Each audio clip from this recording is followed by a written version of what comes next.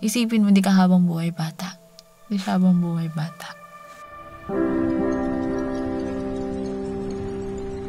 For me, a process of a genuine artist is just doing what you want and then realizing the meaning after.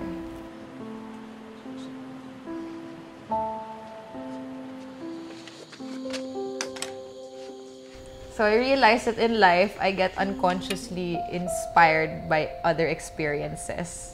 Because I don't put the dots together as I go, but then when I arrive already onto a decision, I realize na, wait a minute, parang it was already part of my life. So yun nga, it's more about how I feel and following my intuition. Isang araw, may isang lalaking nakakulong sa isang kwarto.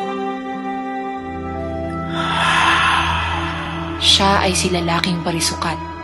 Hindi niya alam kung ano ang emosyon. Sa kwarto niya, walang silbi ang panahon. So, Lalaking Parisukat or Man of Squares is my thesis film. It's something very symbolic about being stuck in a room. And I use the elements of theater lighting, and that's why it looks like the room is like a theater stage. So I used different visual elements that was more surreal because I had an idea of greed, for example, and people asking for money. So I turned them into creatures and that they grew scales of crocodiles.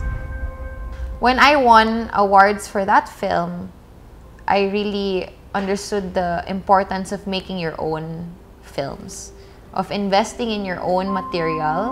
And so yun, when I started making my own short films, it wasn't hard to start directing my own videos and my own films and gaining more clients. May tao sa harapan ko na natutulog ako, pero di niya ako naririnig, sumisigaw ako. Takot na takot ako nun. Siguro pagkagising ko, may iyak ako. Himlay is about a former prostitute's dreams and how she relates her dreams to her struggle in real life. And interesting, it's my favorite work, but it didn't win anything. But for me, it was so wonderful to make that because it's like part of the film that I really want to make.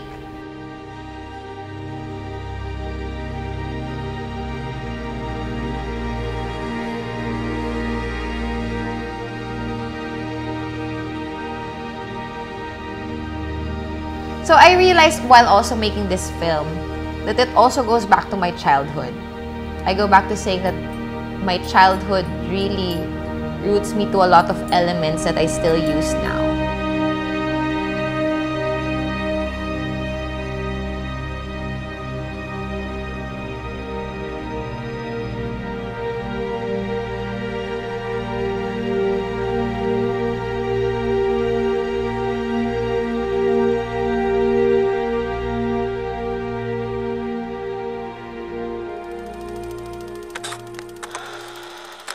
So one of the biggest challenges that I've encountered in my career was working on my first feature documentary. And up to now, I still haven't finished it. I was working on a drug war story and it featured multiple subjects. And I came into it so spontaneously without any plan.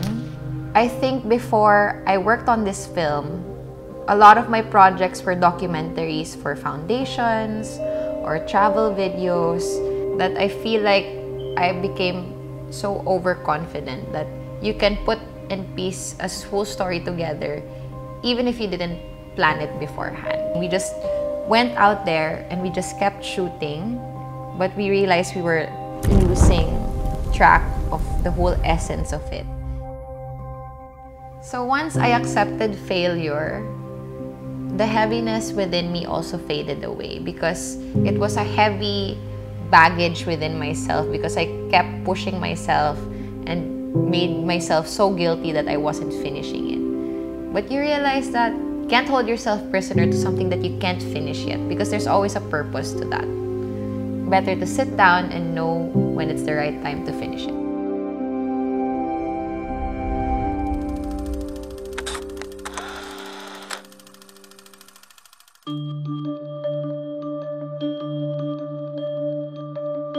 So my parents gifted me with a beautiful childhood because I was born in Puerto Galera in Oriental Mindoro. And my dad is a musician and my mom is a social worker. So I grew up inside a foundation for children. It's called Stairway Foundation because my mom, yun nga, she was a teacher, and then my dad was a musical teacher and director because they would use art as therapy for the street children. So they would bring street children from Metro Manila, and then they bring them there into Puerto Galera. And so we all lived there inside the whole foundation. And so even if I was an only child, but very interesting, it's because I grew up playing with street children and the mangyans. And then in that foundation, I got exposed to a lot of arts as well because my parents, they're very connected to a beautiful art community, usually Baguio artists, and then there's also sometimes foreign artists, and that was their gift to me because when I grew up, parang suddenly I kind of realized how important it is to grow up with creative energy flowing around you. Parang you carry that inspiration or that experience with you even when you grow up. Even me, I didn't realize that, but when I started looking at my work as a writer and as a filmmaker, I would realize that, oh, that's why I always focused in advocacy with street children. That's why I'd rather accept projects for foundations. It's because I grew up in that community. Yeah. Tulog ata. Hayaan mo na. Pagod ata. Kakalamay.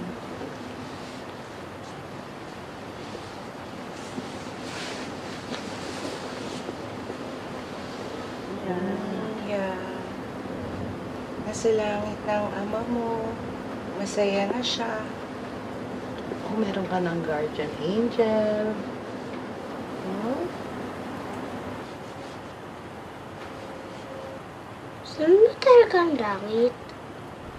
When I wrote Papa's Shadows, it was a time when I lost two good family friends, and they were both fathers. And they both left behind young children. And I always wondered, how do children process death? And I found it interesting kasi how children think, you know, they're so innocent, but that's why they're so profound, because they're so pure. And usually, they cope better than adults, children.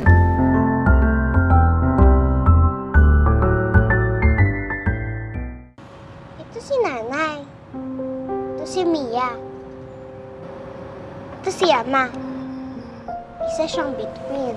Nasa lahat siya ng paboritong bagay ni Ama.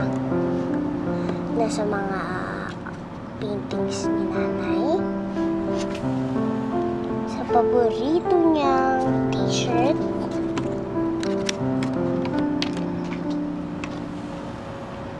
Sa banana cue. At nasa mga tao rin siya na pinakaminamahal niya. Nasa iyo siya at nasa ako.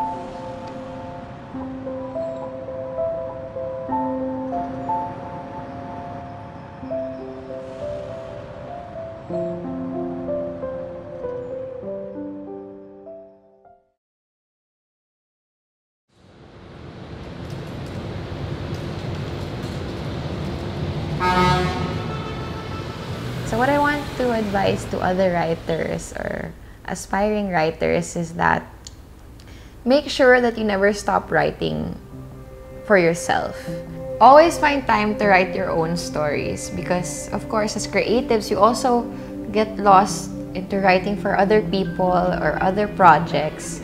And we lose time to be creative within ourselves. And like I said, it's always important to do something that you like, because if you put your whole heart into something and that you share it to other people, that's where you get recognized. And being a writer, you have to remember that you can do anything and create anything on paper. So it's important to explore and never set boundaries or limitations for your imagination. And I can already see that happening in our industry, which I'm happy, especially in the independent industry. But we need more crazy people, we need more crazy writers, we need more unique ideas and unique ways to tell stories. And so I hope that if you do become a writer, you'll be part of those people who are just pushing the limits of imagination through writing and through filmmaking. My name is Inshallah Montero, and I'm a writer.